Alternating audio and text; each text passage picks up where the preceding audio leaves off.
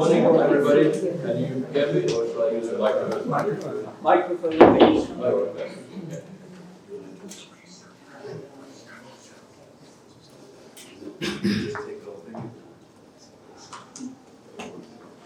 Hello.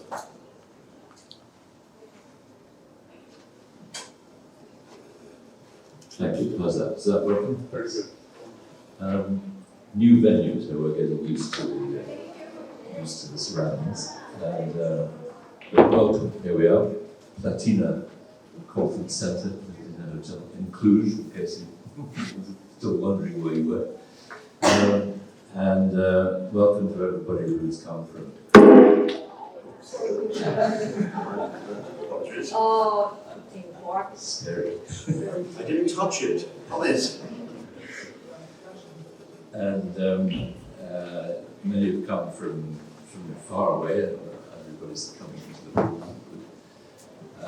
And we have some whiz wanderers who arrived in every case this year several hours late. Sorry about that. But one thing that is not under our control.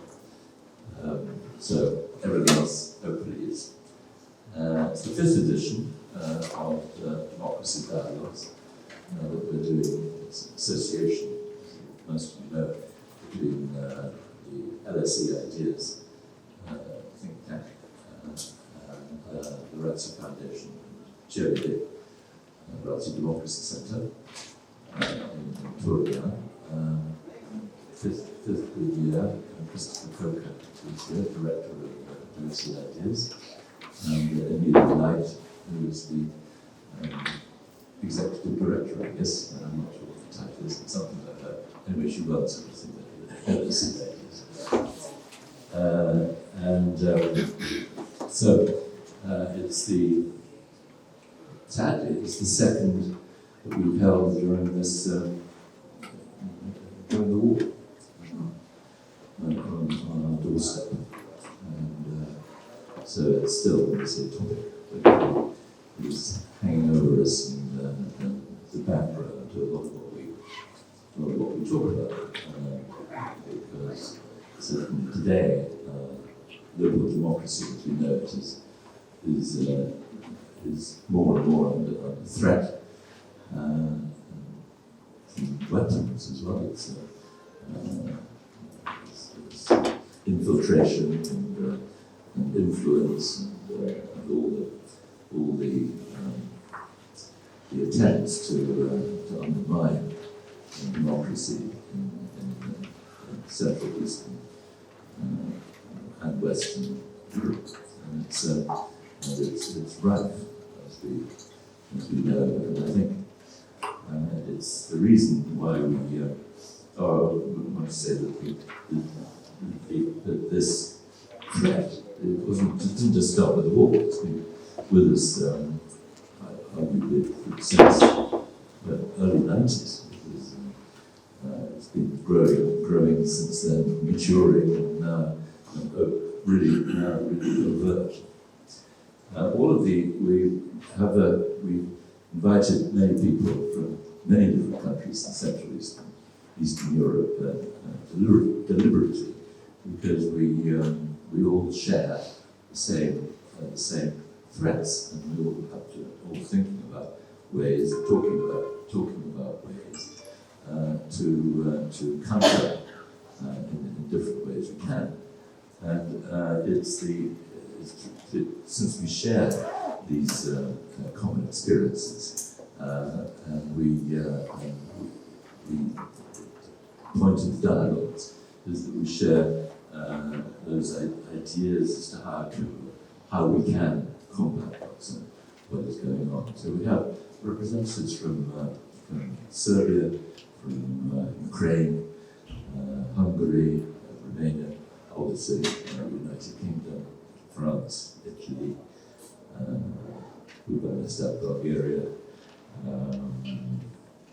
Ukraine, India, and Nepal, and Nepal, and India.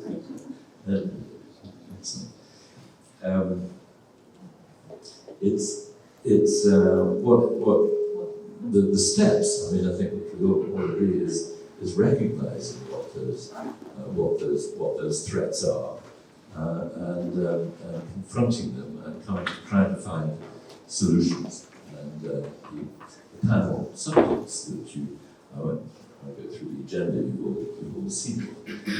They cover the principal areas where we think, we believe that we should be focusing on and discussing, talking through. And we have experts from all sorts of different universities, think tanks, NGOs, and government from with us over these next couple of days, which we will hear from. And I shall at that point stop, so welcome to you all again. And I want to introduce our panelists individually because I'm sure you can see it. You can see it on your agenda. Since we're behind time already. So we're trying to get on with it. Thank you. Well, good morning, everybody. Nikolai, thank you very much for that introduction. And thank you to the Ratiu Foundation and NSE Ideas for making all this happen. It's slightly daunting to be chairing the first session of this event, the title of which is Populism and Nationalism, and to my mind those are concepts and phenomena which really underlie everything we're going to be talking about today in one way or another. My name is Richard Ralph.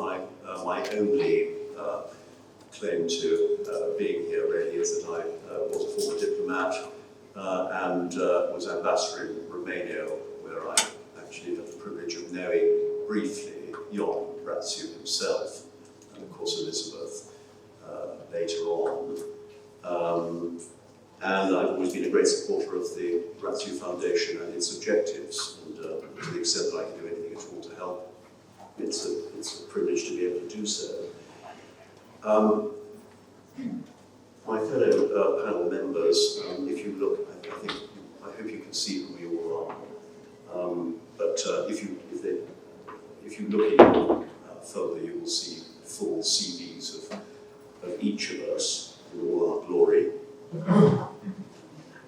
Nationalism and populism, I think they're two discrete concepts, if you like, but they're also clearly intertwined.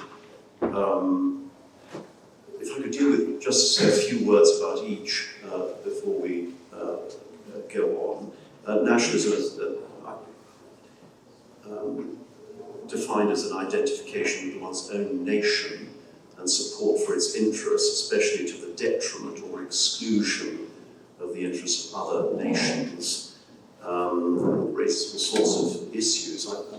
There are two dimensions to it which come immediately to mind. One is obviously the internal one within nation states in Europe and elsewhere. And the other is the relationship between a nation state and a supranational organisation such as the EU. And I know that EU values is a theme of one of the later panels, so it's highly relevant to all of that. I've experienced nationalism at any rate in two incarnations of my own in my professional life. One in Latvia,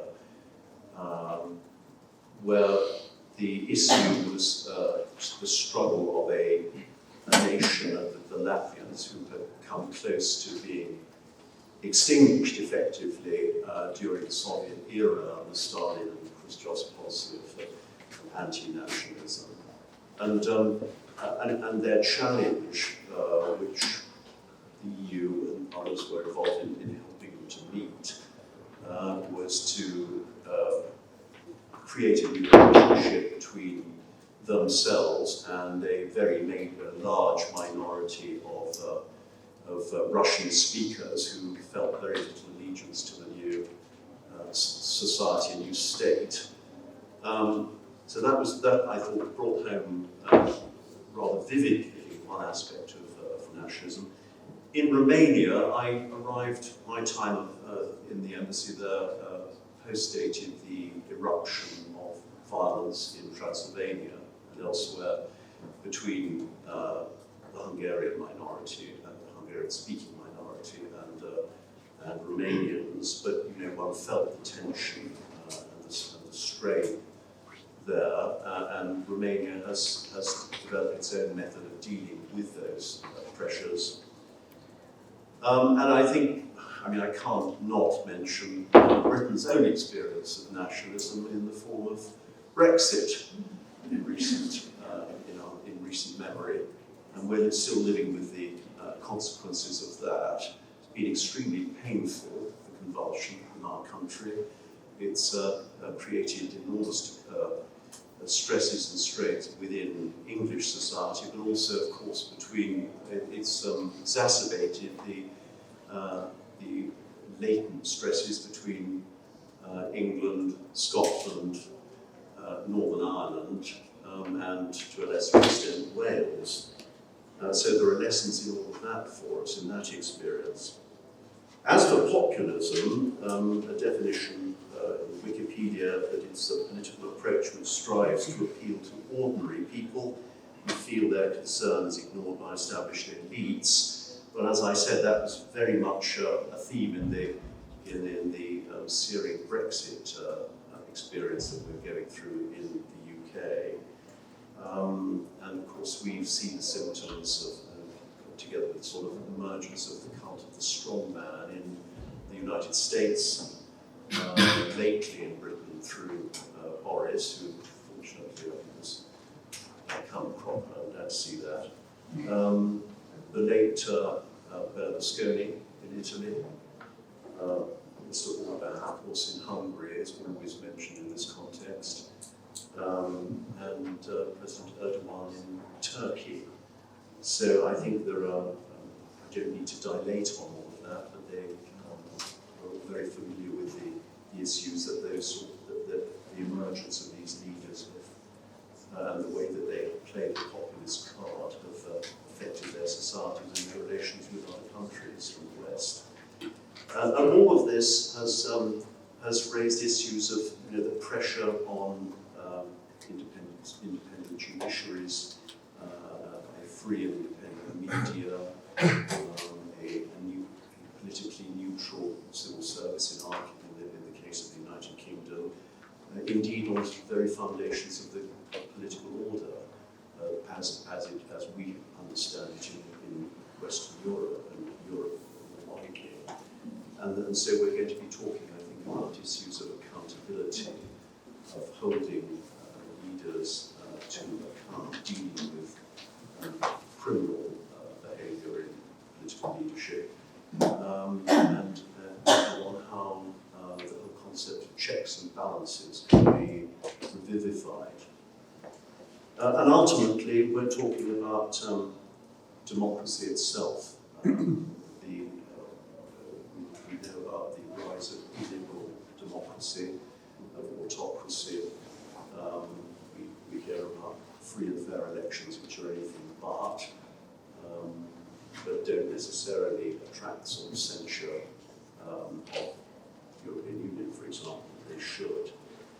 Is liberal democracy in retreat around the world? If you read The Economist Democracy Index, you might be a little bit pessimistic on that score. These are issues that we'll be discussing today.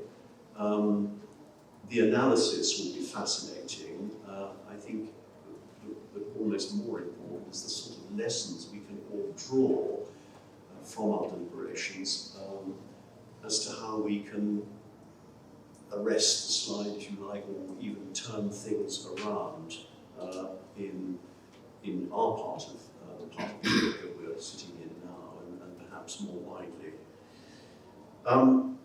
With that, I'd like to hand over to my colleagues on the panel. We're going to, I think the order of battle is each panelist has 15 minutes to speak.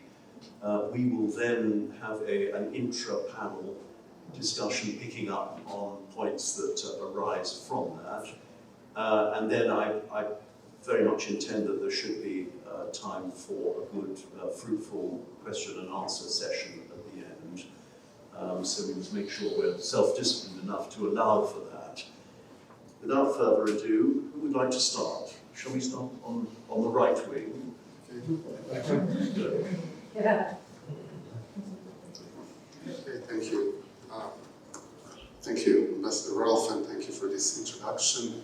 At the very beginning, I would like to thank Nikolai Ratiu Foundation, LSE EDS, for organizing this event every year, which is really a unique and an excellent chance to discuss the challenges facing incomplete democracies in the region, and of course to celebrate those few positive aspects of democracies in the region, also having much in the meantime. So I will speak about the first case study. It's the case study of Serbia, and I think that through several case studies that you will hear, you will be able to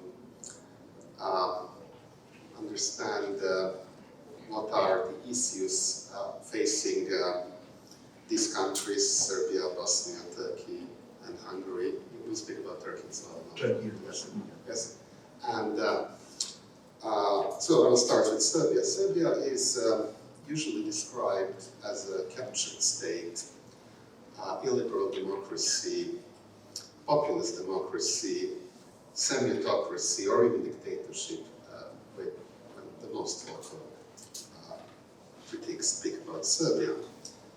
And there is a more or less general agreement that it's not democracy, certainly not liberal democracy.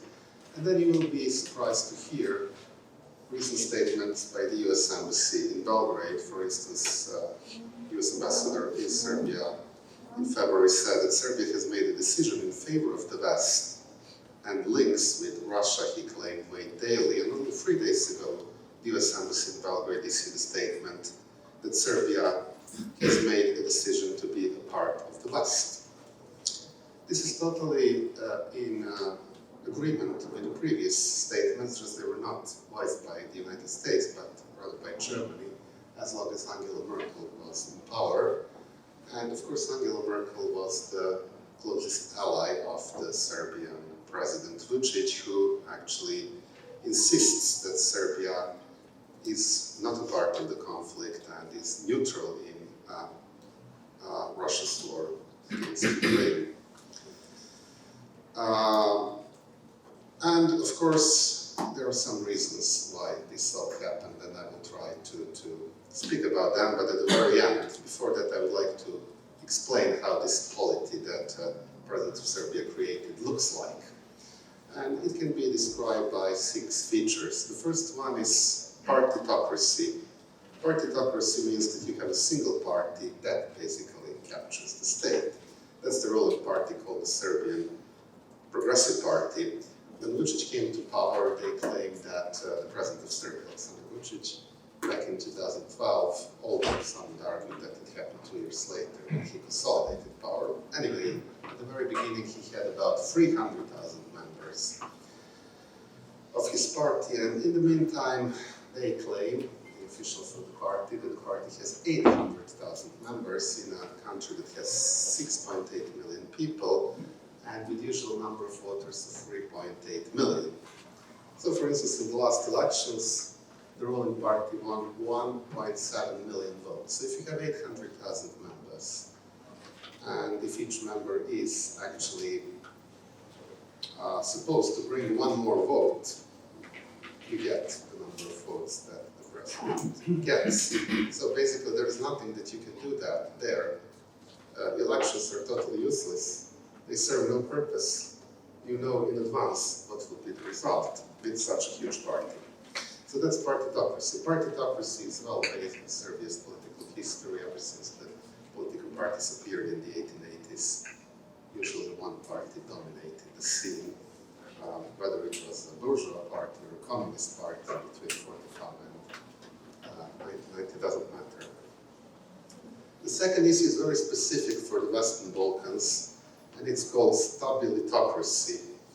Stabilitocracy is a term which which was coined by people dealing with the Western Balkans, especially by Florian Beavers and others, to describe a system which contains semi-authoritarian features, but which claims to be a reforming democracy, which receives external support, Western support in particular, from EU member states for the sake of the promise of stability. And I'm less critical than most of the theoreticians of stabilitocracy, because I don't think that Western democracies are unaware of various manipulative strategies that these countries use, just they do not think that there are other options. And we can really discuss about whether Western politicians are right about that or not. In Serbia, in addition to all of this, because the president has such a huge party, he instituted something very new, a new feature called ordinary extraordinary elections. So extraordinary elections are an ordinary thing. So you say, look, we are not satisfied, we want extraordinary elections. And he says, of course, go ahead. Do you want it tomorrow? Do you want it in 3 months? Anyway, there will be 800,000 members who will pick up one vote more, and he will win. Stabilitocracies first appeared in North Macedonia. It was the first stabilitocracy, then Montenegro, Serbia, Albania. Some even included Bulgaria to the group. And those stabilitocrats, they basically promised to Brussels, we are going to bring stability to our countries. These are usually people, not all of them, but most of them are associated with DPP. And basically what they say, look, we service our debts very regularly. We are different from Cyprus in Greece. Everything is stable, economies are stable, and we can control the situation because we have plebiscitary support. So support us, and in return we will have stability in the region. And basically that argument was accepted in the past and is still accepted by some prominent voices in the West. The third point is that these countries are semi-autocracies. I call them semi-autocracies, but of course Freedom House calls them hybrid or transitional societies. I'm a former Freedom House analyst for Serbia, so I'm very much attached to these terms.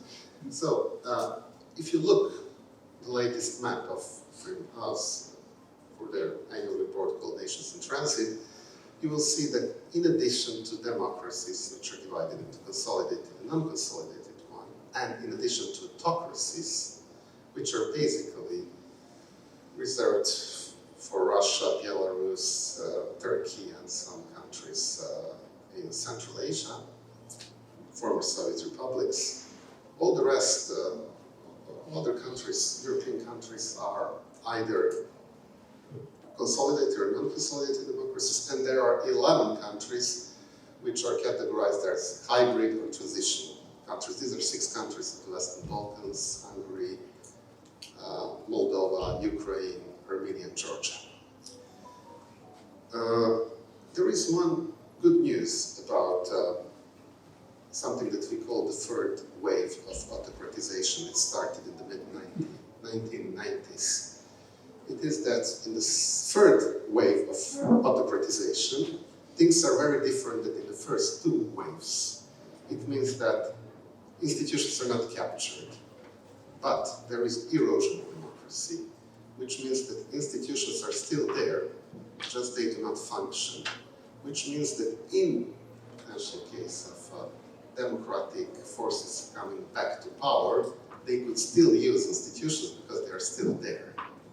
But the bad news is that once you start this declining tendency, you are likely to continue it. This is mathematical calculations were made on a very huge sample of cases.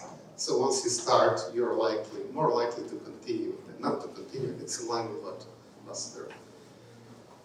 Mentioned, Mr. Rolf, that's that basically there is declining tendency about democracies globally. In Serbia, in addition to all of this, this is a leader-centered system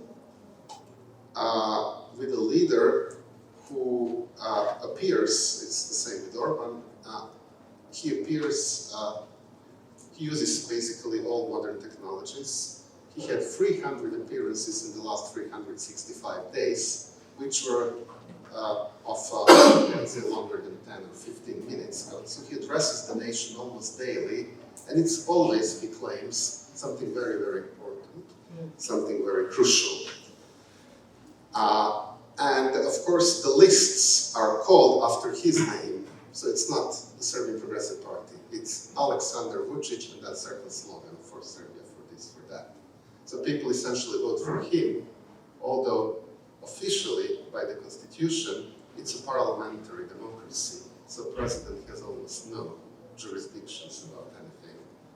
So basically, his power does not come from the fact that he is the president, but from the fact that he's the president of his party. He resigned recently, but no one takes it very seriously. The position of the party president. And then the fifth issue is illiberal policies. Of course, Orban is open about that. Vučić is not that much because Serbia negotiates with the EU, and as a candidate country, you cannot say openly we are a liberal democracy and we are very proud of it, which, for instance, Orban can say. And illiberal policies include media control, and they include erosion of the rule of law. And finally, we come to the sixth main point, which is identity-related issue. The ruling party and the leader, basically, they want to make an illusion that they represent the national unity. So basically, the leader or the ruling party is Serbia, and anyone else who dares to question or challenge that is opponent of Serbia, enemy of Serbia, or whatever. And this includes production of enemies as a daily issue, which becomes more and more complicated. For instance, when Vučić became very close to Trump, he couldn't use that enemy, America, which owned Serbia in 1999. So how can you use now Trump if you are in some sort of informal alliance with him? So who is going to be the enemy? So basically, Vučić more or less used the Croats and Albanians as two ethnic groups to target. But again, with Albanians, it's a bit of a problem because he's in very close relations with the Prime Minister of Albania, another stabilitocrat, Mr. Rama. And Serbia and Albania are in customs union called the Open Balkans, together with North Macedonia. So there is a very strange situation. Serbian tourists from Serbia now massively spend summer holidays in Albania, while at the same time there is an ongoing press campaign against Kosovo Albanians. So this campaign is so well made, so manipulative, that it can even go into such details that ordinary people can understand that something is very wrong in Kosovo, but it's very good in Albania. And of course, connected to this is that there is a state of national emergency. That is basically something that President of Serbia wants to produce. That there is a feeling that there is national emergency all the time. And because there is the state of national emergency, strong leader is needed. And related to that, of course, I have a psychoanalytic approach to everything, is management of fear in a post-traumatic society. So Vučić is a great manager of fear, and he spreads fears, and then next week he tries to put those fears under certain constraints, and he's very, very successful in doing it. So altogether, all these features produce what would be called hybridity in Serbia, which means that if you would like to ask me how should we define the ruling party? Well, the ruling party is a member of EPP. Prime Minister is openly lesbian. So it's basically hybridity. You can put into that framework whatever you want. Postmodern, pre-modern, or modern issues. They can all go together, they can work together perfectly. Which means that these hybrid societies really have an advantage over typical liberal democracies because they are very flexible. They can basically include, they're inclusive, actually more inclusive than anyone would expect. And of course, the leader may add to that system whatever basically he wants. And now I come to the second issue. It's how does it work within an international context? So the first issue is EU integration. Serbia and Montenegro are two countries that Montenegro is the closest in terms of negotiating to the EU, and then the second closest is Serbia out of candidate countries. So they were negotiating concomitantly with the erosion of democracy.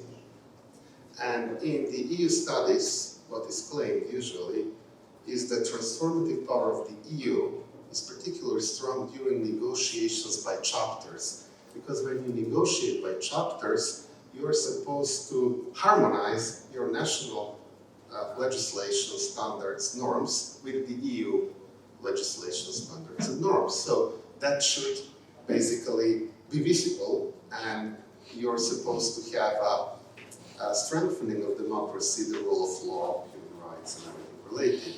But in case of Serbia and Montenegro, these two countries were ranked as non-consolidated democracies and were downgraded to hybrid societies. And this happened exactly during negotiations by chapters. So this is a very unique case, and as some scholars argue, EU integration was used as a shield to cover illiberal actions. So all those leaders, stabilitocrats, they claim we are very committed to the EU integration. And of course, the second element is that there is international cultural transfer of semi-autocracies and autocracies mutually. So for instance, Eric will speak about that, but Vučić and Orban, they meet regularly, almost every month.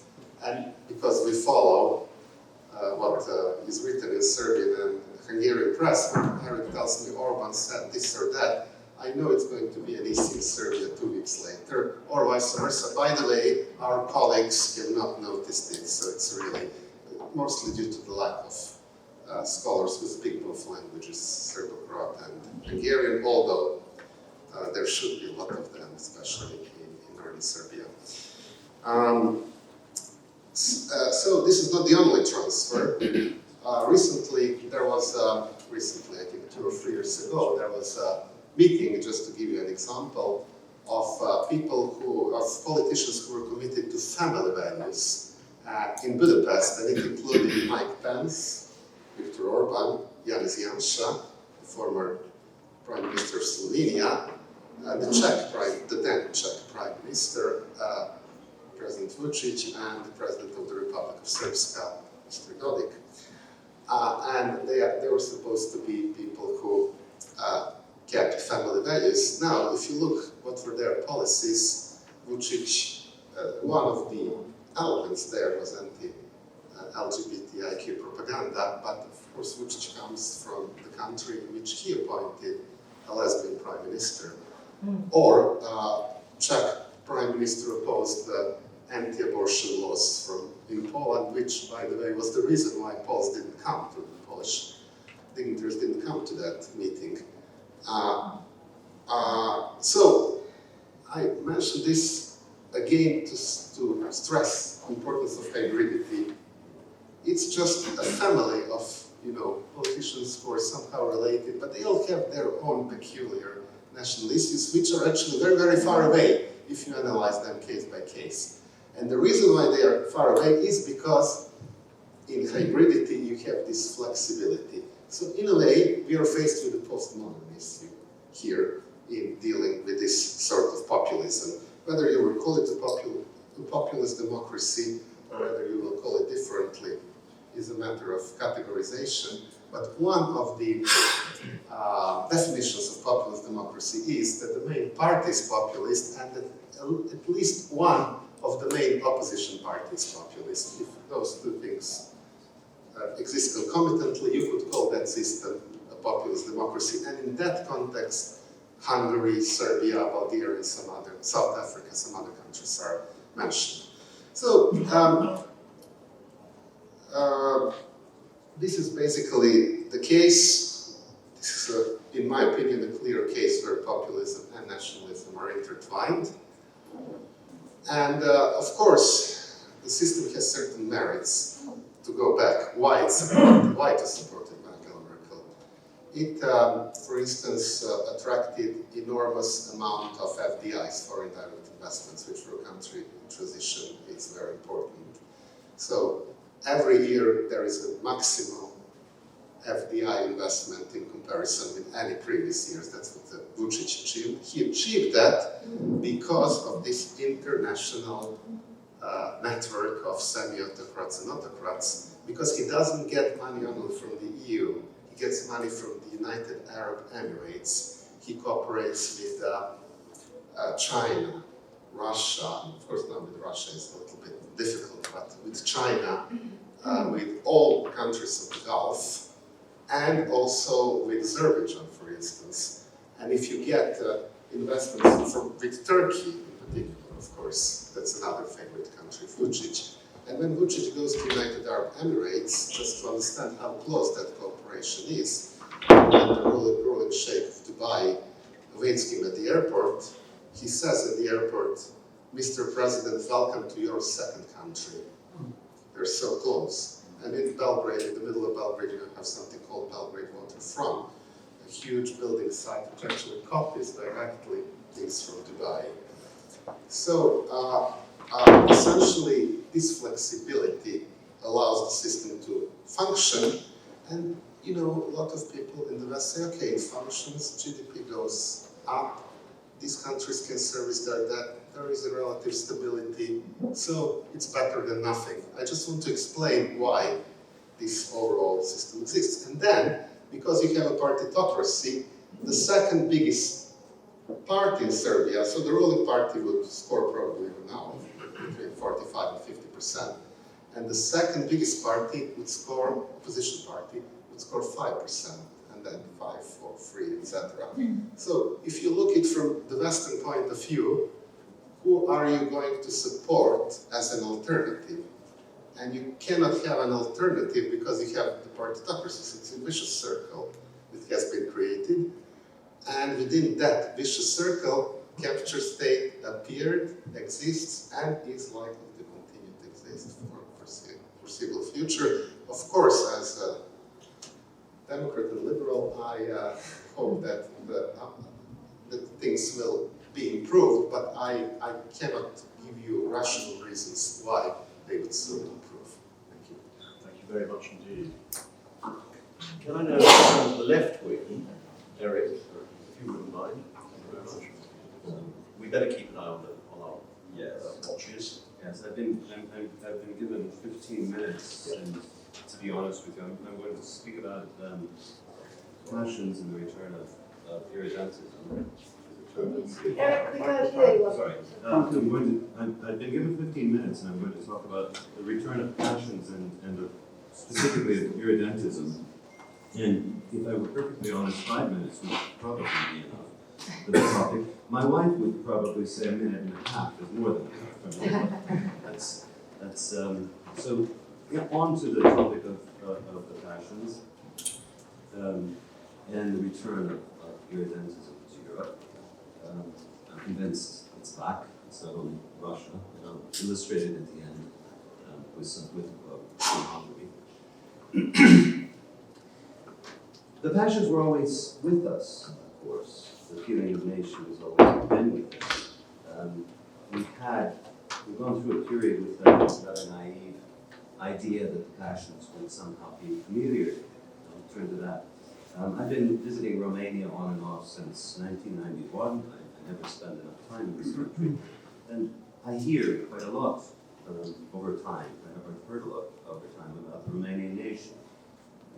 She's a lovely nation. People say this about her, that about her.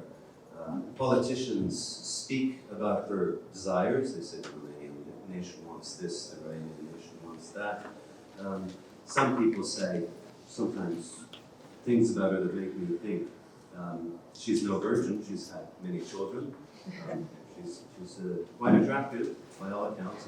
And I simply want to ask the politicians where they meet this wonderful person, because they know what the nation wants, and I'd like to meet her. She seems like my kind of girl, really.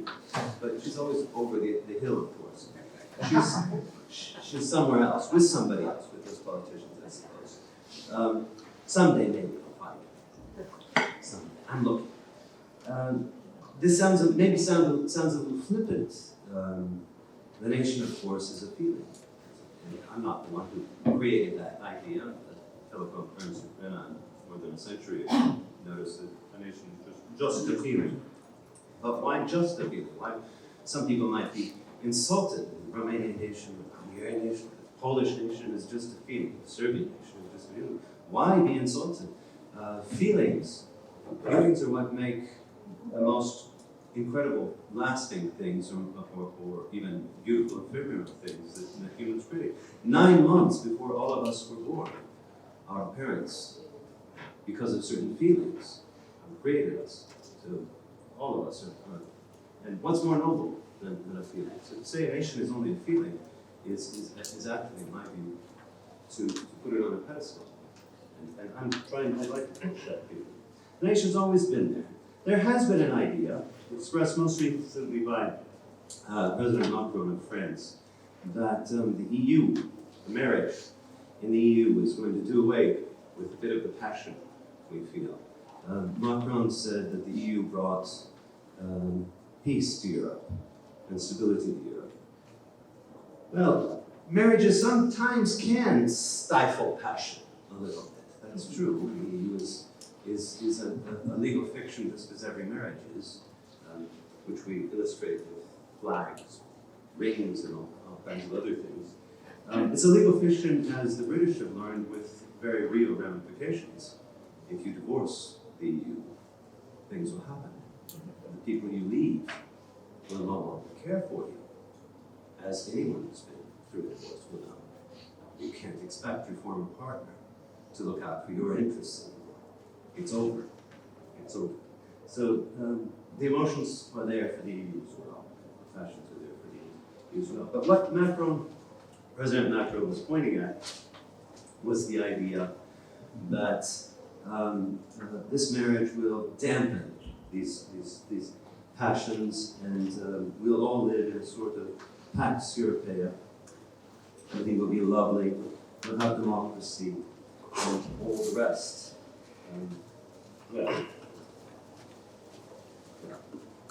All the rest is going to be sorted out for us. That's a myth. And it's a myth that resembles another myth from our marriages. There's a joke, a very old joke. You ask a fellow, how's your wife in bed? And he says, well, some fellows say she's great and some say she's not so good.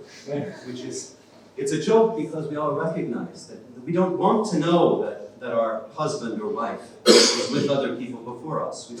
We want to hide that. We want to push it away.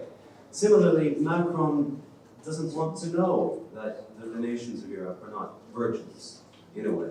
That it's not over for them. That they may look outside the fold. They may wink at something to the east, or something to the west of them, to another nation, to another form. And they may be have a little infidelity. The marriage still lasts. There may be a little infidelity there. We don't want to know about that past. We hide it. Macron apparently doesn't want to remember that peace was not brought to Europe by the EU. Peace was brought to Europe by the nations which occupied and dismembered Germany, Austria, Italy, and Japan, and by armies whose occupation continues in some ways to this day. The EU peace. If the constitutional order that was imposed, not taken by Germany, but imposed on Germany after 1945, had not been imposed by force, by great force, I'm not sure we would be able to say that it's over between France and Germany. It was over because it was forced upon them. A generation grew up and now is dying from 1945 until today, after all 78 years, they knew no other war. So peace was enforced upon Europe. It wasn't created. The EU simply, let's say, crossed the T above the I. It's a wonderful institution. I'm not saying anything against the EU. Marriage is a wonderful institution as well, but we should go into marriage open-eyed, realize that our partner is as human as we are and has had a different experience than ours with others.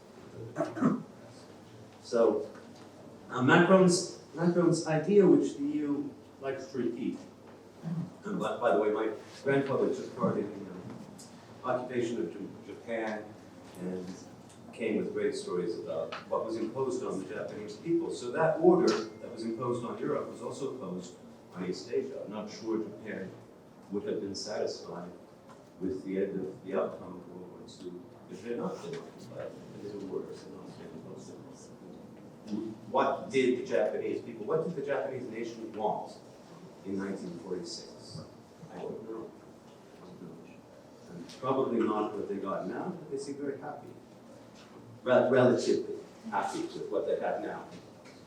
As to, finally, I'll turn to the end of my topic and get to concrete examples. The EU is supposed to bring us prosperity, democracy. To get into the EU, you have to be a democracy. And stable borders, stability of borders. In a way, the EU is a culmination of history, just as a marriage should be the culmination of our sexual history. We found our partner, the passions will rise and fall with our partner, but she or he is going to be our partner from now on. That's right. Again, we can look at Britain and thank the Brits very deeply for reminding us that the passions are not gone. That divorce is possible. That the nation does matter, and we can all leave. We were black passport, that's for whatever reason. We could thank Orban in Hungary for showing us that the EU does not necessarily need democracy, that the EU has not been able to stop a slide into an autocratic system that is now rated even worse than Serbia. So it's now less democratic. An EU country is now considered less democratic than Serbia, which hasn't even opened all its chapters for joining. And finally, what about peace? What about peace? Well, again, I'll turn to Hungary. In 2022, in March of 2022, when the Russian army was at the height of its successes, I hope it reaches its successes again. It was on the outskirts of Kiev. It looked as though Kharkiv might fall. It was allegedly preparing an amphibian attack against Odessa, and things looked very black and bleak indeed. Orban's minister of the press, the fellow who controls his press empire, had an interview. This gentleman very rarely has interviews, in which he informed the Hungarian public, in all major Hungarian papers, that it's only a matter of time, and that the Transcarpathian region of Ukraine, where there's a Hungarian minority, will fall into Hungary's lap. It's going to happen. Russia's going to win was the clear message, and that the Carpathian region would simply drop into Hungary's lap. The Hungarian army, by the way, is sitting at the border, and that Hungary would then be able to welcome its old Hungarian citizens back. And then the Ukrainians, who are now a majority in the region, of course, would accept this. They would, as with the Romanian minority there, they would, because it would be far preferable for them to be in an EU country than to be stuck in whatever it was that Russia had left. So, as to prosperity, the EU finally, in the past couple of years, in the sense of democracy, rather late now that democracy is gone, has withheld funds. The anticipation was that Hungary would back down, would surrender, would reestablish the rule of law and the institutions of democracy in the interest of receiving EU funds. Well, just 3 weeks ago, Hungary's great economic advisor to Orban and the minister announced at a forum in London that Hungary was going to do without EU funding from now on, that FDI, foreign direct investment, would be fine, it would be enough. The system will not change. This is the will of the Hungarian people, the passion of the Hungarian people. The system will not change for Brussels bureaucrats.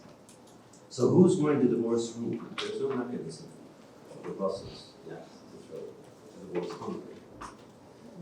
There are rumors that Hungary might leave the EU, just rumors. We'll see who's going to divorce whom. And I have a further question. So my final question, and I'll close. What can, we can see the EU couldn't do anything about Britain leaving. And that's fine. That's the way it should be. It should be a voluntary duty, as every marriage is. What can the EU do, however, if a member state engages in irredentist policies against another state, a neighboring state? What mechanisms are there for the EU to deal with an EU state that may attack, actually with its army, may attack another state? And I think now is the time to start thinking about that. There are no mechanisms in place, none, as far as I can see within the EU. Thank you very much. Sorry. Eric, thank you very much indeed. I would simply, as a bridge, say I'm sure the EU may be grateful to the UK for having left. Large now, increasing majority of Brits are experiencing serious buyer's remorse about the decision. But you put your finger on a very interesting point, which is what mechanisms exist for the EU to either prevent harm, but more particularly to sanction, address the sort of problems that a Hungary is causing at the moment. Sumantra, can I turn to you for the third of our interventions? Sure. First of all, it's great to be here. I'm fairly well travelled in this region, but somehow I've never made it to Romania before, and so I jumped at the opportunity. In this first panel about titled Populism and Nationalism, it was decided in consultation with a few people that I should speak to two cases which are rather different from each other, but both are in this region broadly defined. One being the Republic of Turkey, which is on the periphery of this region, and the other is Bosnia-Herzegovina, which is very much in this region and can be regarded, I think, as the heart of the Western Balkans. Let me start with Turkey. And the question that's animating what I will say in the next 15 or so minutes is to explain the resilience of authoritarianism. How does one explain authoritarian resilience? And especially electoral resilience of populist and nationalist politics, which significantly intersect and overlap. Populism and nationalism sort of cooked into a cocktail, which seems to be electorally successful, as we've already heard in relation to Hungary and Serbia. And this often, not necessarily, but this often leads to enduring strongman rule and the creation, virtually, of a sultanistic regime. How does one explain this? Well, I only have about 15 minutes. The two cases are different from each other. So I'll throw out the essence of my answer to this puzzle, this question. It's that in two words, and two words only, that context matters. Context matters. One needs to understand the context in order to explain this phenomenon of resilient authoritarian power. What's happened in Turkey in the last few weeks? Well, confounding many predictions and expectations, the modern-day Sultan of Turkey, Recep Tayyip Erdogan, has won, narrowly yet decisively, another 5-year term as the country's strongman ruler. Well, this man is almost a case study of resilient authoritarian power and of electoral success. He has a simply spectacular electoral record. Of course, one can say that the playing field has not been level.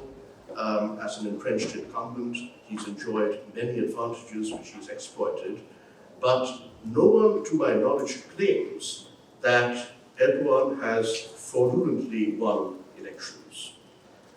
Over the last 20 years, this man has won no fewer than 7 consecutive parliamentary elections, no fewer now, since 2014, than 3 successive presidential elections, as well as a national referendum in 2017, which converted Turkey's parliamentary system into a semi-presidential system. That's electoral success for you. To answer the question of why Turkey is mired in this cocktail of authoritarian populism and nationalism, which has been cooked up by Erdogan and his party, one must remember that the state tradition, the modern state tradition in Turkey, which completes 100 years of its existence as a republic in October, is very authoritarian. It's an authoritarian state tradition, deeply so and strongly so. What was Turkey for the first quarter century or a little more of its existence, until effectively 1950, when there was the first contested multi-party election with 2 parties involved?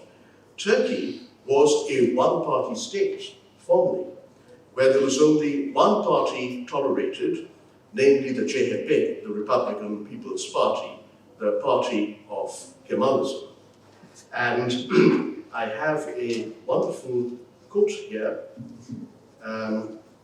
In 1945, the Turkish lexicon prepared by the Turkish Language Association provided the following in its entry for religion, mind you. An idea or ideal to which one fervently adheres. Kemalism is the religion of the Turk. Okay? So that gives you a taste of what was going on. Well, in subsequent decades, Turkey saw recurrent military coups, direct military coups in 1960, and a particularly bloody one in 1980, and indirect but still, clear, military coups in 1971 and again in 1997. So it's basically a Praetorian tradition of long periods of military rule or militarily led rule, prolonged periods of one-party rule in the early decades of the Republic. What was the contest that took place last month between Erdogan and his opponent, Kemal Kılıçdaroğlu of the CHP? What was it about? Was it a contest between authoritarianism and a democratic alternative? To my mind, the answer to that clearly is no. It wasn't a contest between authoritarianism and a democratic alternative. Basically, the authoritarian state tradition of Turkey looms large over its polities. And Erdogan and Kılıçdaroğlu, well, they may vary in the content of their respective politics, and there may be differences in degree, but I think it would still be going too far to call this a contest between authoritarianism and a democratic alternative. It was basically between two brands of politics, both of which are derived from that authoritarian state tradition. One, the original Kemalist brand, whose time ran out about 20 years ago, after 80 years of hegemony, and the other, an Islamist, Sunni Hanafi majoritarian brand of Turkish nationalism. 5 years ago, in 2018, I published this book called Secular States, Religious Politics, India, Turkey, and the Future of Secularism. And I thought I'd read a passage from that. It's still relatively new, 5 years ago. So I'm saying that Turkey's chronic instability, political dysfunctionality, and susceptibility to authoritarian rule are deeply rooted in and derived from the nature of its foundational ideology, Kemalism, which has shaped the country that exists today. The legacy of the Kemalist hegemony of 8 decades is that Turkey's political culture is weakly democratic and infused with fundamentally illiberal attributes. The democratic traditions are weak and the authoritarian traditions strong, despite many decades of competitive multi-party politics since 1950. A Turkish political scientist called Ergun Özbulut noted, not very long ago, that the principal reason for the nature, this authoritarian resilience in Turkish politics, is that the founding philosophy of the Turkish Republic has features which are incompatible with the development of a truly pluralistic political system. And as another scholar, Hakan Yavuz, observed about 20 years ago, Kemalism, which was an Europhile ideology, at least on the surface, has only been superficially Western while remaining rigidly authoritarian and dogmatic, stressing republicanism over democracy, homogeneity over difference, military over the civilian, and the state over society, crucially, guaranteeing Turkey's failure to make the transition to a Western-style liberal democracy. So what I'm suggesting is that the Erdogan era, which is Turkey's post-Kemalist condition, as I call it, is, in fact, continuity, more continuity than change with the Kemalist era. It is this legacy of deeply embedded authoritarianism that the new Islamist ruling elite of the 21st century has taken over and molded. In a historic change, the military has yielded to civilian supremacy, a huge change in Turkey that has taken place only about a decade ago, and ceased to be the arbiter of the polity. Erdogan tamed and defanged the military. But the coercive and repressive character of the state remains unchanged. Secularism, of course, is no longer emphasized as a core tenet of the state, that is to be expected, but otherwise the continuity of post-Kemalist Turkey with Kemalist Turkey is remarkable, including the zero-sum, winner-take-all approach to politics and power, which is typical of authoritarian countries, long-term authoritarian countries, and the cult of the leader around Erdogan. It's sort of the present-day version of the Atatürk cult of the Kemalist era. Because this was a comparative study of India and Turkey, India, by the way, is an emerging autocracy. It's been downgraded to partly free by Freedom House for the last 3 years consecutively, as you know. The world's largest democracy, until a decade ago, may soon become the world's largest autocracy, especially since we have now become the world's most populous nation, overtaking China. Now, there are many parallels between the Erdogan brand of religious majoritarian nationalist politics and Narendra Modi's brand of religious majoritarian nationalist politics. But in the book, I decided to be a little mischievous and draw out the parallels between Hindu nationalism and Kemalism, rather than Hindu nationalism and Erdogan's Islamist worldview and ideology. And I noted that the similarities between Kemalism, which claimed to be secular, and Hindu nationalism, which is actively anti-secular, are overwhelming.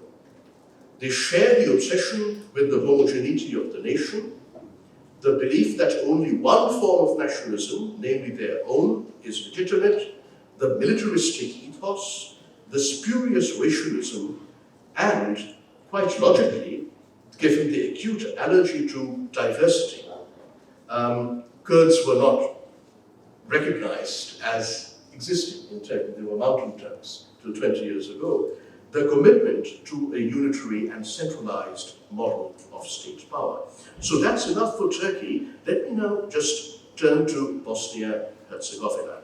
And here too, I think context matters. And it matters crucially and overwhelmingly. It's now, how many years? It's 27 years since the Dayton Peace Agreement ended the Bosnian War, which until the Ukraine War was, well, infamously Europe's worst armed conflict, post-1945.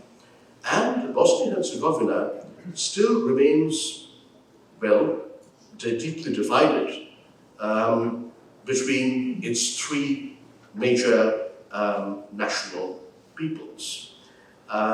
In always, politically, institutionally, but also psychologically. What do the three communities, the Bosniaks or Bosnian Muslims, who are about half the population, the Bosnian Serbs, who are about 1/3 of the population, and the Bosnia-Herzegovina Croats, who are about 15% of the population, what do they want? They want very different things. The Bosniaks clearly prefer a more unitary and centralized state. The Bosnian Serbs still ideally would like to secede, most of them, and have their own state, probably in some form of association with Serbia. The Bosnian Croats, they want their own self-ruling entity, because they don't have their own entity, unlike the Bosnian Serbs.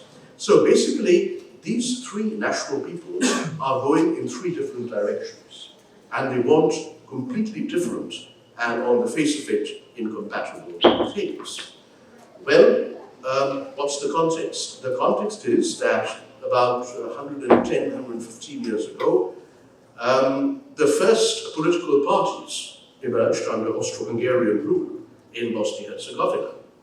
And from that time onwards, the 19th century trend of modern identities, group identities, developing along national lines, which could become deadly nationalist fault lines, became accentuated.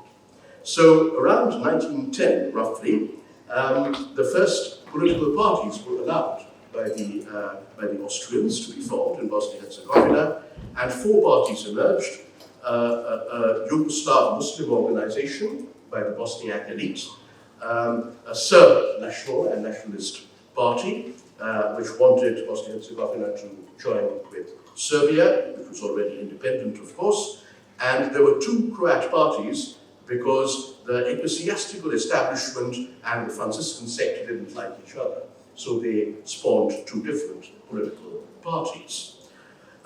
Once again, there is an evident absence of a democratic political culture. Bosnia-Herzegovina was, of course, part of two Yugoslav states. The first Yugoslavia, from the end of World War I until its occupation and dismemberment by the Axis in 1941, and the second Yugoslavia, or the Titoist Yugoslavia, a one-party state that lasted from 1945 till the early 1990s. Except for a certain period in the 1920s, in a stumbling kind of way, you don't really have a record of democratic political practice in either the first or the second Yugoslavia. Now, to make matters worse, the communist Yugoslavia, the Titoist Yugoslavia, especially in its late stage in the 1970s and 1980s, gave tremendous emphasis and priority and precedence to national identities. As someone famously said, that communist ethnofederalism claimed to be national in form but socialist in content, and it turned out to be national in form but nationalist in content. The same thing happened there because national identities became the basis of politics, and when the communist regime unraveled very quickly within a few years, in the early 1990s, these national identities became divides and fault lines along which the fragmentation of the state took place. Now, of course, Bosnia-Herzegovina was the closest thing to a microcosm of the former Yugoslavia. With its mixed population, it was hardest hit by the war as a result. So that's the context. What's the post-war context? 20 years ago, I published this book called Bosnia, 21 years ago actually, 2002, Bosnia After Dayton, Nationalist Partition and International Intervention. And it's a study of post-war Bosnia-Herzegovina, the state-building exercise under international auspices and supervision there. And guess what? You might think a book that was published 2 decades ago is really out of date, but if you were to look through the book now, not much has changed. That's stasis, for you. Somewhere in the book, I say that, inverting Clausewitz, who said that war is the continuation of politics by other means, right? So, I say post-war, post-Dayton, Bosnia-Herzegovina, politics is the continuation of war by other means. And we have national and nationalist political parties dominating in an enduring way. It's been nearly 30 years now since the end of the war, among all the three major national groups. So the polity is effectively segmented along ethno-national fault lines. This is very interesting that it doesn't change. The same thing that appeared during the Austro-Hungarian boom in the early 21st century of the segmentation of politics along national and nationalist lines and fault lines endures more than 100 years later. Bosnia-Herzegovina does have a future as a state, but as a multinational federal state. And but of course, the Bosniaks disagree, so do the Bosnian Serbs. Paradoxically, it may be the Bosnian Croats who are the closest to kind of a multinational federalist position today, having abandoned their previous Greater Croatia kind of separatist ambitions. There are a couple of problems because the entire structure of the Dayton system gives priority once again to collective national rights rather than individual rights. Now, there's no alternative to that in this particular context. And individual rights and collective rights are not incompatible. In fact, most polities in the world embody a mix of individual and collective rights in some form. But here, if the entire structure of rights and representation is so weighted in favor of national collectivities, then it's unbalanced. Okay? And the other thing about federation is defined by two pillars: self-rule for the communities concerned, but shared rule at the federal center. And what we have in Bosnia-Herzegovina is very strong self-rule, effectively, but very weak shared rule. So there is a complete lack of cohesion. Let me end by reading a passage or two from my 2002 book, which sadly remains relevant 2 decades later. This book argues that Bosnia-Herzegovina, including the controversies over the legitimacy and the institutional form of its statehood, is best understood through 2 levels of analysis. The local level within Bosnia-Herzegovina, I do field research, that's my main method. I do, intense, immersive, and long-term ethnography. So, for example, I've been studying the divided city of Mostar in Herzegovina for the last 25 years, from 1998 to today. So that's the local level, but also the supra-state regional level. I think we've already heard in the other 2 presentations that the EU is no magic wand. Okay, you can't just look in a simple-minded, simplistic way towards salvation from Brussels. It's not the Holy Grail. It's not the panacea. But it probably is part of a better future, if there is to be one. And especially for a quote-unquote beautiful, stunning, interesting, but black hole, quote-unquote black hole country like Bosnia-Herzegovina. So I wrote, more than 20 years ago, but the peoples of former Yugoslavia have long ceased to be members of a common fraternity of socialist brotherhood.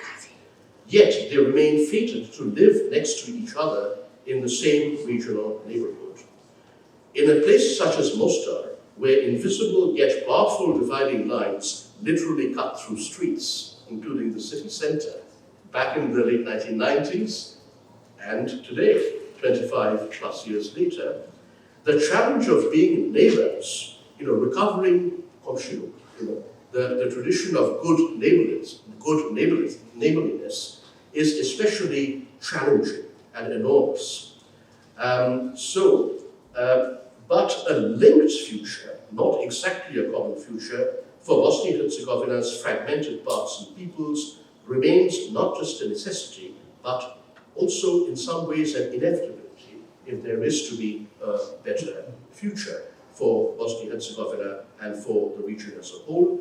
And I claim that in this kind of a scenario, post-war Bosnia's strangely diffuse structure based on layered sovereignty, multiple citizenships, and soft borders, both internal and external, can, with some reform and rationalization,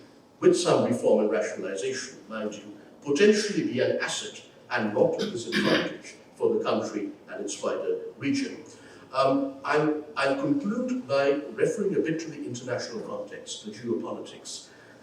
Following on from this, I think it's a great pity that a regional approach was not taken by the EU to the integration of the Western Balkan countries, and particularly the post-Yugoslav states. Rather, a very separate, incremental approach was deployed. Of course, Slovenia was the first beneficiary, and a decade later, Croatia. In 2013, Croatia has now entered both the Euro zone and the Schengen system. But I think an integrated regional approach would have made a lot more sense, despite its difficulties. But the Western Balkans had kind of fallen off the EU's map, or at least the EU's radar, I should say. But now there may be a very belated second chance because of the Ukraine war, and the Western Balkans being the backyard of that war. So you see, there's suddenly a renewed interest, but it runs into people like Vucic, who are very adept at playing the game. Although how long people like that can walk on the fence without falling off remains to be seen. About Turkey, this is really more of a speculative comment, but Turkey has become geopolitically even more important than it was following the Ukraine war. It already was important, mainly because of its location.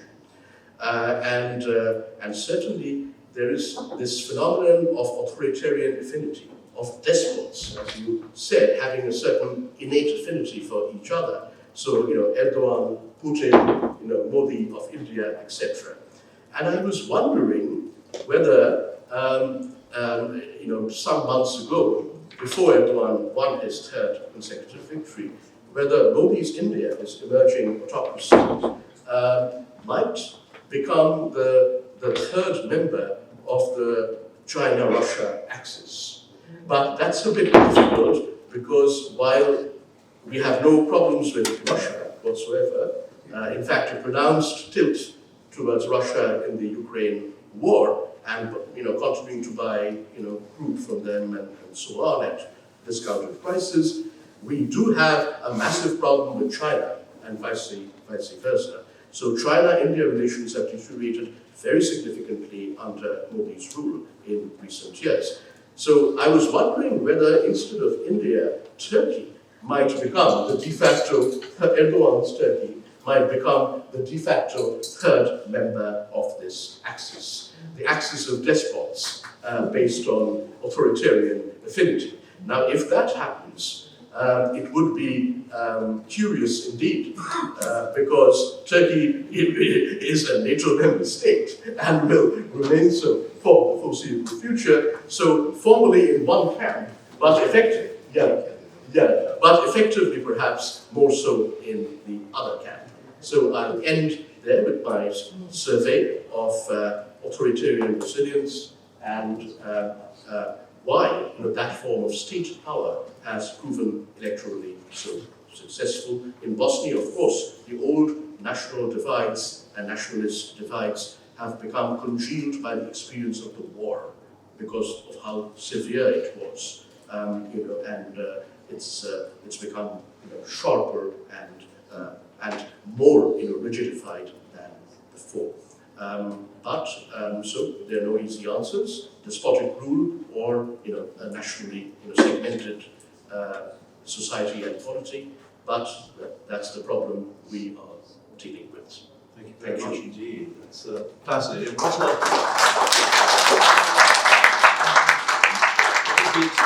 geostrategic question to end with about the axis of despots. I like that one.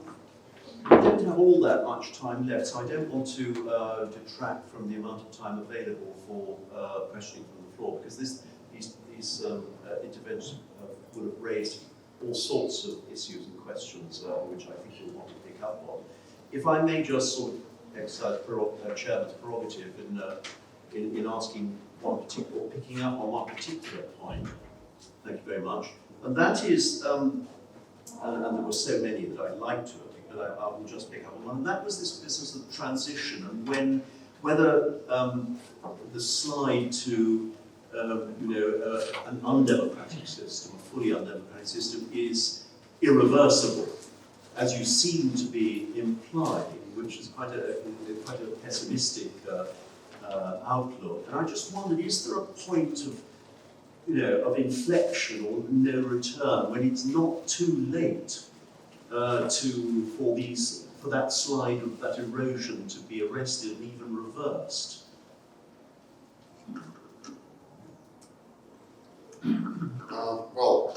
It's not, of course, irreversible, because there are free waves of democratization and free waves of autocratization. The problem is that the general trend since the mid-1990s, and definitely since 2005, goes into the direction of autocratization. And the current situation is that 80% of mankind lives in non-democratic society with India's shift 3 years ago, which of course changes a lot because with India it's 40%, without India it's 20%.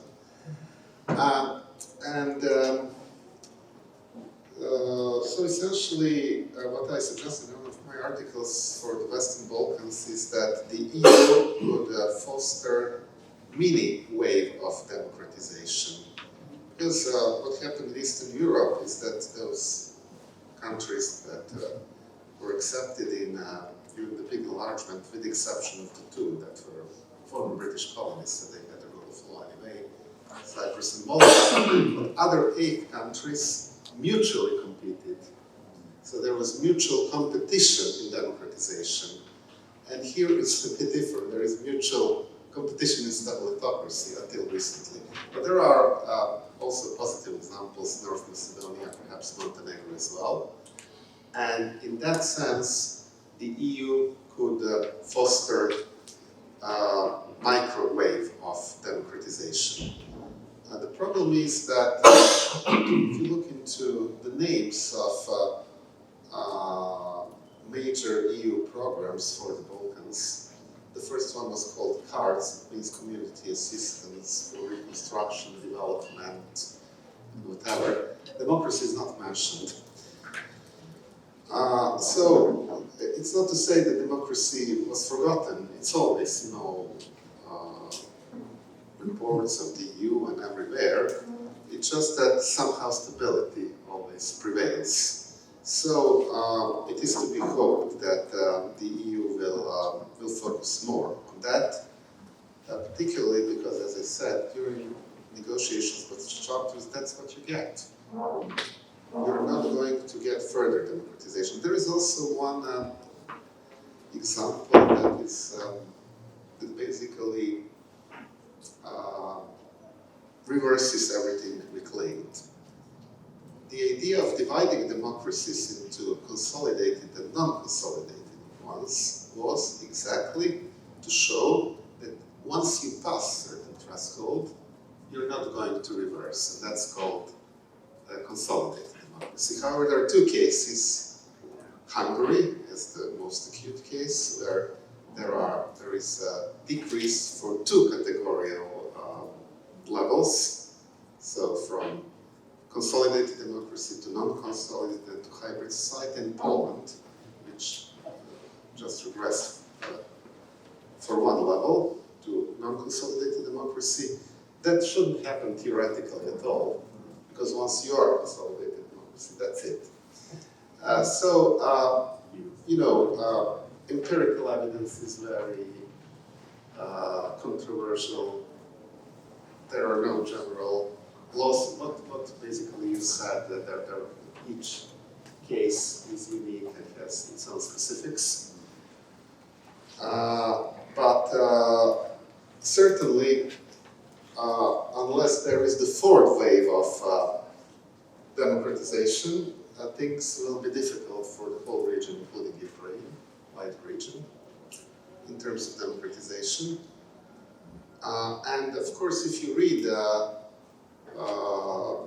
reports on democratization, actually scholars dealing with the field claim that there was a 4th wave, but they abandoned that term a long time ago. And now there is this pessimism because all the results show that it's not like that. The only problem mathematical when you take all these cases is that backsliding, when it starts, is likely by probability based on all the cases that were put into the model. Probability is that it's going to continue to slide down rather than to go back. But it can go back, and of course India, this is not the first case. India slided to partly free 75, 77. So this is the 2nd time, so it can again go back. Maybe it's not likely, but theoretically it happened already once. So yes, there are ups and downs, and the whole thing is how to engineer microwave of democratization in the Western Balkans. very much for that. Gentlemen, would you care to pick up on any of those other points? And then we'll go to the floor. Yeah, just in response to you, we are talking about, what used to be called in the democratization literature hybrid regimes, which retain, the trappings of democracy. So this is not like communist Romania or something. So it's not that all opposition is outlawed. It's not like, Xi Jinping's China, where any kind of political opposition is completely out of the question. About when this becomes irreversible, is there hope? I think you were asking. I'm in two minds about the Indian case, but I won't go into it right now. But we've seen the emergence of these entrenched and resilient, despotisms, often fronted by strongman, rulers, the sultanistic type. Because of a failure of democratic opposition. As long as there's any opposition that's not as circular as it may sound, as long as there is some space for the opposition should do better.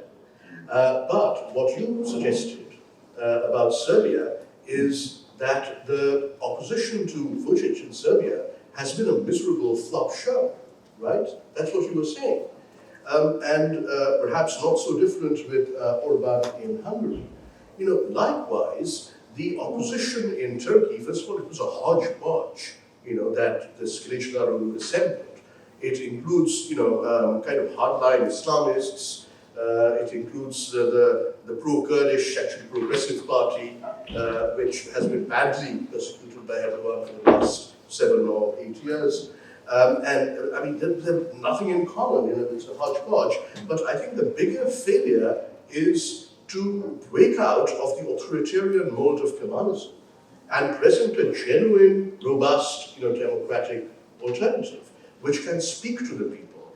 It's very odd that, given Erdogan's misdemeanors and the nearly catastrophic condition of the Turkish economy and his personal culpability for that he's managed to get re-elected. But I think that applies to countries across the board. The reason Modi is looking next year at a third 5-year term, fairly confidently, Americans feel the same way. The Biden administration is sucking up to him, falling over him like, there's no tomorrow, and that's my assessment as well, that Modi is heading for a third 5-year term. So the democratic decline of India will certainly deepen and escalate further in the next few years, is because of the failure of the opposition to get its act together. So there's a huge responsibility, because it's not totalitarian. There is space for the opposition. So they really have to do better than that they have done in confronting this autocratization.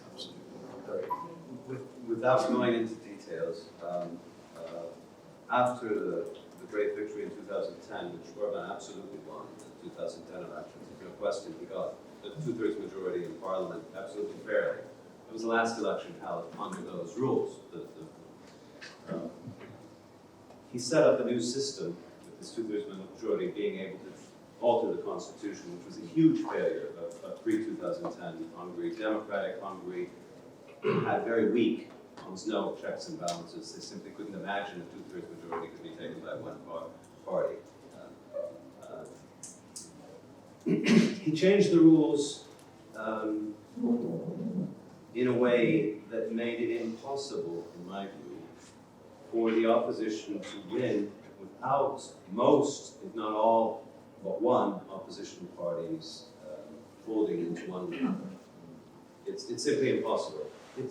If you know Duverger's law, it's a mixed first past the post system, which tends to lead to a two-party system, not by design but by result of the electoral system.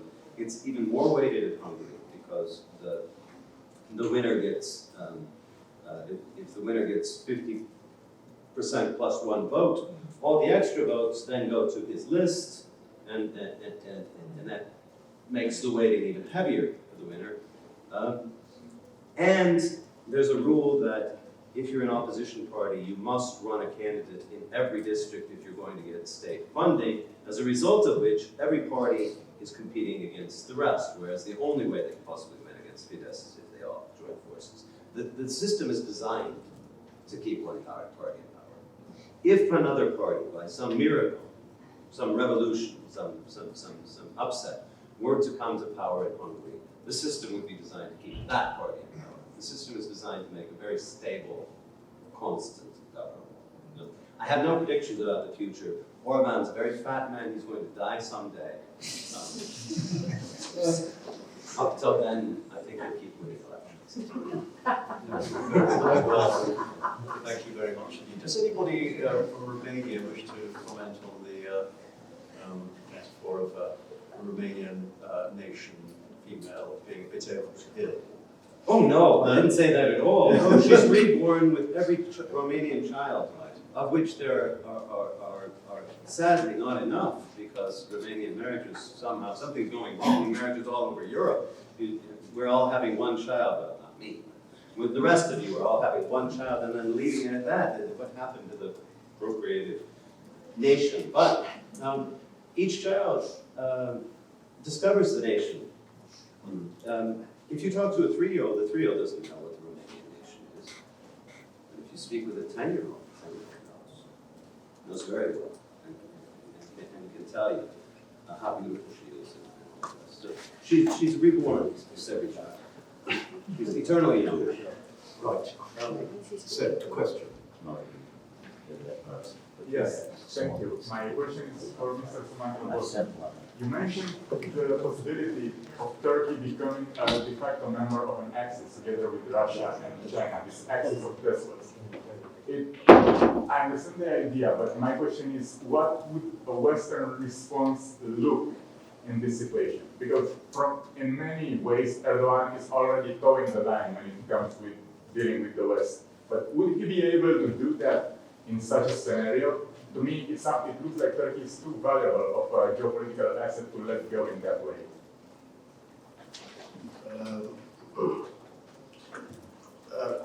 Yeah, well, that's a somewhat speculative comment, but Turkey is a swing state, no doubt, in this new polarization. And Erdogan being this entrenched, despot with a mind of his own, and there is this authoritarian affinity. Kind of despots have something very important in common. They're despots, and they do not have any commitment to liberal democracy. There's something very important in common. They're interested in personal autocratic power. I don't know the answer to that, but Erdogan is in a very strong position now, having won another 5-year term. Of course, a lot of his opponents have been praying for his demise for many years. And he has been quite seriously ill in the past, and he looks frail, so nature's intervention cannot be ruled out, but you can't count on it either. So this is what is very common to these despots is that in this new polarization, which has really emerged following the outbreak of the Ukraine war, these despots are playing both sides, and they are straddling the fence. It's a fine balance, they're walking on the fence, yeah, and tilting this way and that as it suits them. It's the best of both worlds. So Erdogan, I'm quite sure, will continue to cultivate relations with Russia, while remaining a recalcitrant, intransigent NATO member state. I mean, this is kind of incongruous and odd, but it's also the reality. But India's Modi is exactly the same. He gets along, well with Putin, same authoritarian affinity, of despots, pronounced Indian slant towards Russia under the cover of neutrality or non-alignment on the Ukraine war, which I personally find objectionable and even unconscionable. Of course, but at the same time, because Modi's India, is tilting towards that, the Biden administration and the White House is going out of its way to fawn on him. Okay, and he's loving that attention, and he's milking that for his domestic legitimacy and also his international position. They're fawning on him because they don't want, So we have this leader who is pushing, democratic India in an autocratic direction, being fawned over by the leader of the free world, and not by Trump, who's just a maverick like Bolsonaro and others, but by Joe Biden, okay, and his lot, who should know better. But they know exactly what Modi is, and they are doing this at the, that's the anti-China imperative, and also military contracts and so on. But the general point is that, that could actually aid the longevity, the durability of this type of despot, because they are taking advantage of the new polarization, getting the best of both worlds and playing both sides. I think the only point I would add to that is it's interesting to observe the slightly sort of half-hearted approach of the Biden administration to the initiative of, creating a coalition of liberal democracies, or a sort of liberal democracies in the West to balance the others. And then, you hear talk about it, but you don't see much action behind it. So I think, the Biden administration seems to be rather pragmatic on that, and maybe as a diplomat I should welcome that. What was it? LBJ, Lyndon B. Johnson, who said he may be a bastard, but he's our bastard. John, would you like to? Thanks, yeah, but we haven't much time, so perhaps very briefly, Eric and then Slobodan. I got perspective of Eric, the idea that the EU is actually exacerbating the tendencies, say, of the country, and possibly others. That is, the leaders like Kaczynski, might say, well, the hell with them. We're just going to show how bloody-minded we are. And appeal, because they do appeal to the majority of their countries, will follow. Do you think that's possible? You've scratched my itch, so I'm going to give you an answer. You may not like it, and I may be wrong, because I have this personal dislike for Angela Merkel, who petted Orban's head at every moment she was in power, and protected him quite actively until the end. His other great protector in the EU was the Tory party. I'm sorry to say, Tories were a great protector of Hungarian autocracy, saying that this is national. They have their right, their nation, their beautiful lady. They have every right to protect her and all the rest. And the Tories always voted down sanctions or criticism of Hungary, as long as Tories were in. When Merkel was gone, and when Brexit finally went through, the EU started to pull itself together. Manfred Weber threw Fidesz out of Merkel's party group within the EU. The Tories were obviously not in that group, but they were no longer voting in a bloc whenever Hungary was sanctioned. So, in that sense, yes. But since then, I would say, no, the EU is trying now. And what can the EU do other than introduce financial sanctions? And maybe it's too late. Nikolai, can we run over a bit? Because there are obviously a lot. That gentleman there, and then that lady there, and then we'll come to you. Thank you very much. Thank you. I have two questions / comments. The first one is related to what drives these people, such as Erdogan or Orban, and my impression from your discussion is that you assume that these people are simply hungry political actors who just seek to maximize their control of power, right? And I would challenge that, because if we look at people like Orban or Erdogan, we see that they have been historically committed to a certain kind of ideas, right? Erdogan went to prison in 1999 for his ideas. And what happened today is that we see the ideas that he promoted, his Islamist ideas in the 1990s, implemented as policy when he came to power. And in between, what happened is that he changed strategy.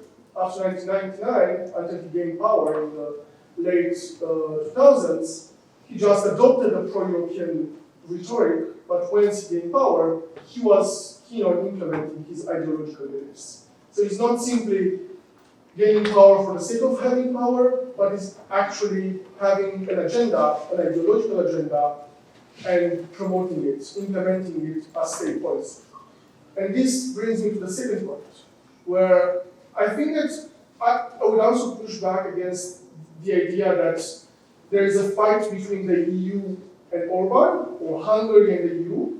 I think that, as I understand it, the EU is the object of contestation, not necessarily an actor in this contestation, in the sense in which neither Poland nor Hungary are actually interested in exiting the EU. They just want to transform the EU.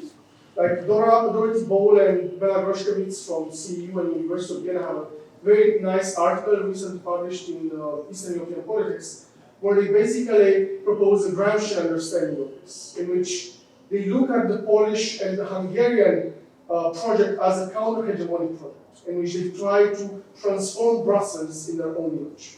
And if we understand this project as they do, then the EU is there to remain in the future, but only to be the object of transformation.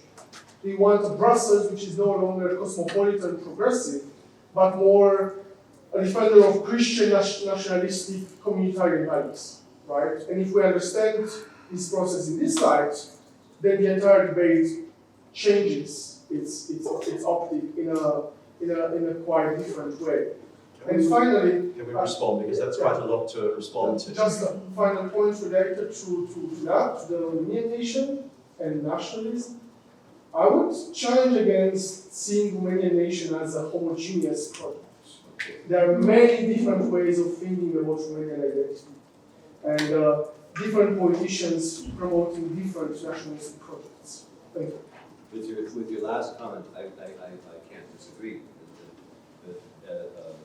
If you have 9 million Hungarians, you have 9 million Hungarian nations in different, everybody's mind, with very few things that they'll agree upon. But if we turn to Orban, for familiar reasons, I know people rather close to Orban. I've never met him. He has. I haven't. But everything I hear and know about Orban is from direct quotes from him. And he himself has said on many occasions that the point of politics is to win and to stay in power. He has said in interviews, one with the BBC, that winning is the best feeling, winning an election is the best feeling in the world, and that keeping in power is the best feeling. There's nothing better than that. Nothing better at all. So, I won't talk about Erdogan, but in Orban's case, I'm afraid we'll disagree. I really like Bela Groszkiewicz and Dorothy Bole's work. I know them, not well, I know them, and I very strongly respect their work. I would agree the point that Orban did try to transform European politics. He's tried to transform politics in Romania, and I would suggest he's playing a game right now in politics in Romania with your most recent changes in government. He influenced politics in Slovenia. He was backing Janša with enormous financial backing, putting his people in power and backing them as much as he can as part of the project. Sure. So, but that's all part of power, his power play as a whole. And to close, I'm much more pessimistic about the possibility of Hungary, that is Hungary leaving the EU. I think there's a distinct possibility. I think Orban is a very good card player. He's a brilliant card player, and he's keeping that as a possibility as well. I wouldn't discount it. Thank you. Quick response to the first point. I agree that all these, the new despots, the new strongmen, they like powerful hatred. In fact, so do more democratic leaders. They're also into it for power, so it would be unfair to single the new autocrats out exclusively. But I completely agree. In fact, I did not intend to suggest at all that it's just power hungriness that motivates them.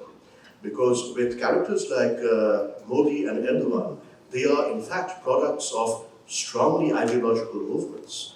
And they are committed to implementing and realizing the vision, the respective vision of visions of those movements for their countries, exactly as you said. That's what they're doing it, and that's what makes them, I think, more resilient and more formidable, because they are ideologically motivated and committed people.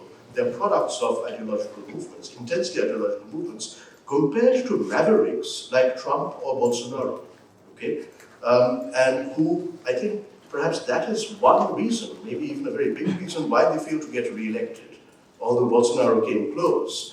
That while we have, Erdogan, Modi, and, some others who are much more resilient. Thank you. Okay, just 2 points. About Orban, I think that Orban is the last Thatcherite in Europe, and in many aspects he just repeats policies of Margaret Thatcher, just the worst part of her legacy, and not some other parts that are less divisive. And the second point is all these people that we mentioned, they are sovereignists. And there is a reason why they are sovereignists. They basically claim our countries are sovereign and we can do whatever we want. And there is one reason why they do that. It is because they must be in power for life. It is absolutely clear in all those cases that Erdogan and Orban and Vučić and Putin and Xi Jinping and many others, I think Xi Jinping is maybe not that important, but let's stick to those countries where you have electoral democracies. So basically, staying in power is crucially important for them. And that's why we have this cultural transfer. That's why they admire each other, because they say, oh, look, he won with 60%, that's my model, or he won 7 times, or whatever, consecutively. And this is the reason why they admire each other. They basically, no matter what was the ideological reason, there are different ideological reasons that brought them to power, but what is common to them, they want to have total sovereignty as they see it, and they define themselves as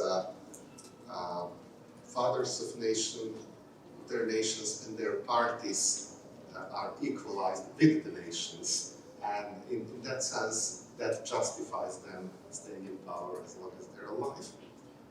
Thank you. I'm told that we're under pressure to wrap it up because we need to get off to lunch and not hold up the subsequent afternoon session. I'm terribly sorry. I know that several hands have been up and I haven't called you. If you have a very quick one. It was a question, so I can save it for later. Well, thank you very much. Do you have a very, which is conducive to a one-word answer, as it were, so we can get going? If you want, if you're expecting an essay back, my question is very simple. Forget for a second the area of outside, and referring to Eric passion or cultural transference. For me, there is a concept that is difficult to understand. Nationalism in Europe that does not give, in which young people do not give importance to nations. The Romanian case. What they do in Bucharest is irrelevant. There are 5 million people there have been growing in the last 10 years. So, can you not argue that because nationalism is gone, that the risk of Orban and the smaller states creating a big problem for Europe is, in fact, reduced enormously by this culturally developed by the people traveling around Europe and not thinking of their nation anymore. Sorry. That's the idea. Very quick answer. We must. It's a huge question. That's the idea, but we remember a fellow who gave wonderful lectures about the future of Europe and the future of the world, and we're going to have identities like Nokia. I'm from Nokia, I'm from GE, I'm from this, and I'm from that. That was shortly after the Yugoslav wars, the wars of Yugoslav secession, and then we see other wars. It doesn't seem to die. There's an emperor there, and I believe there's still passion. The nation, If I may, my son, who's in his 40s, but getting into 50, was horrified by Brexit and would describe himself as a European. So for a significant younger demographic in the UK, these concepts of nationalism and exceptionalism so don't really mean very much. So maybe that's the future, maybe that's the answer to your question from my perspective. Well, 2 points. Eurobarometer would support you because Eurobarometer reveals that there is a growing number of people young people in particular, who actually have a transnational or cosmopolitan identity in EU member states. The second point is that in many countries, their citizens are not ready to defend their countries. We discussed it at the last conference, particularly in Germany. Even if their country was attacked, that's another aspect of cosmopolitanism and pacifism. Maybe not very popular at this moment, but it's there. But what would go against that is that basically we are now aware that nationalism exists and is actually very powerful in the most advanced European societies, because we originally spoke about the Balkans and Eastern Europe, and it took those arguments into very wrong direction. Today, we have nationalism in Catalonia, the richest part of Spain, in Belgium. Even Greenland may become a separate nation because there is a movement for that. And of course, Scotland, not to mention Brexit and English nationalism, that was unimaginable 20 years ago. So basically, it's there, and both things are going, and I think, again, the result will be hybridity. I just don't know how that hybridity will be. Nationalism is not dead, or even Well, one sentence in response to you. The problem in the UK was that the young and youngish people did not vote in sufficient numbers in the Brexit referendum, otherwise the result would have been different. no passion. I know. And on that note, I'd just like to thank my co-panelists very much for really fascinating, stimulating interventions. I'm sorry we didn't have quite long enough for question and answers, but I'm sure there's an opportunity in the mingling over and around lunch. And on that note, thank you so much.